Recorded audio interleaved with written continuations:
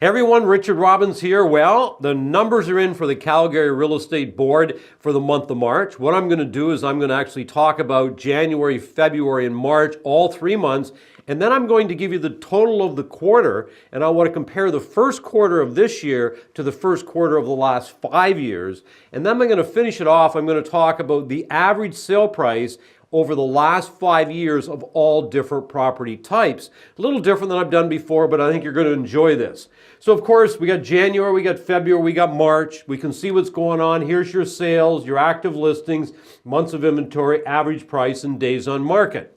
You can see, of course, our sales are going up as they generally do January, February, and March as we move into the spring. You can see February was up 21% over January. Of course, March was up 36% over the month of February. Well, what happens to active listings? Well, they're going to go up as well as we move into the spring. You can see we're at 5,500, close to 6,000, and here we're about 6,600, so we're up by 12.1%. But here's the number I always enjoy the most, because this tells me what's going on in your market. If we take the active listings and if we divide the sales into the active listings, that gives us months of inventory. Okay, so how many months could we go before we run out of inventory if we didn't list another house? Now what's cool right now is this is dropping. 6.8 went down to 6, went down to 5. Where's the balanced market? 4 to 6 months. So if we're sitting at 5 months of inventory, there should not have been a price change from last month, which there wasn't. Do you see? Plus, as our months of inventory drops, what should happen to our days in market? They should drop as well, which they did. We were 72, February 64, and then March we were 61. So you can see what's going on here. You can also see that your price was down in January. Why? Because you were over 6 months of inventory, which tends to be more of a buyer's market. So it gives you an idea what's going on, but let's have a look right across Canada. So you can see Toronto is sitting at 2.2 months of inventory. There's no question right now that Toronto is the strongest market, or at least one of the strongest. Ottawa is up there as well at 2.2 months of inventory. But Calgary, great news for you. Guess what? You're in second place. Look at, you're sitting here at 5, which is pretty cool. Then, of course, Montreal. This was for February because when I recorded this, March stats weren't out. They were sitting at 5.1. Edmonton, 6.9, buyer's market. Vancouver, 7.4, buyer's market. Okay, 8.8 out in Nova Scotia, buyer's market as well. So let's look at the total sales for the quarter. So this is the total sales for the first 3 months of the year from 2015 right up to this year. 3,861 in 2015. Then we dropped by 10%, okay, to 3,485. And then we went up by 20% in 2017 to 4,167. And then we went down by 18% in 2018 to 3,417. This number is almost the same as what? That number right there. Then what happened this year, 2019, we're down to 3,100. So if we look at the last 5 years, you can see this year, our sales are the lowest they've been in the last 5 years. So we can talk about, oh, the market's getting a little bit better because your months of inventory is dropping, which means your prices are going to slightly, stabilize or maybe in some asset classes strengthen. But what we have to realize is this.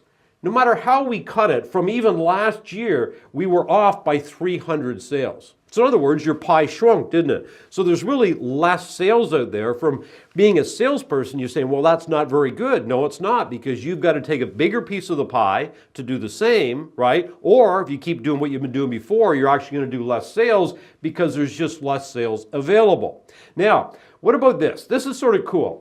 There was one of our coaching members, Ralph Ciencio, he was in the office and we were just talking about the 4 quarters of the year, and he said, I'm so excited about quarter 2. I go, why are you so excited about quarter 2? He said, because in quarter 2, we always do the highest percentage of the sales of any quarter, which makes sense, right? April, May, June, we're probably going to do more sales. So what I did, I went back and looked at your market for 2018. The first quarter of the year, 21% of the sales for the whole year took place. Look at 32% Q2, 27% Q3, and 20%. So you can see the first quarter and the second, or in the last quarter, really was about 40% of your sales, which means 60% of your sales took place, and of the 60, 32 took place in the second quarter, which means you are right now in the busiest quarter of the year. So, right, you want to make hay while the sun is shining. And not only that, would you agree Q1 was cold, a little bit snowy. So maybe the market was off a little bit because of that. So maybe we'll do more than 32% in 2019. What about prices? Here are your prices. Average sale price for the last 5 years.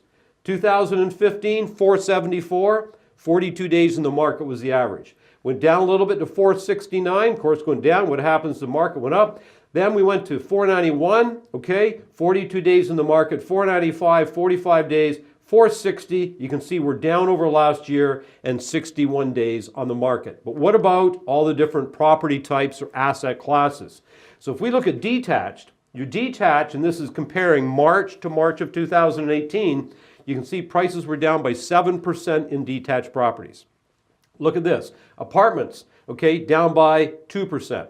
We look at attached, okay, down by 11%. We look at semi-detached down by 13%, and rows were down by 7%.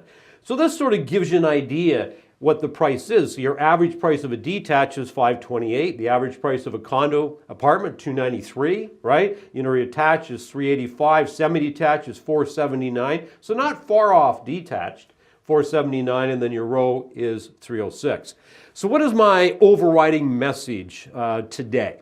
I think what it is to realize we're standing right now in the busiest quarter of the year.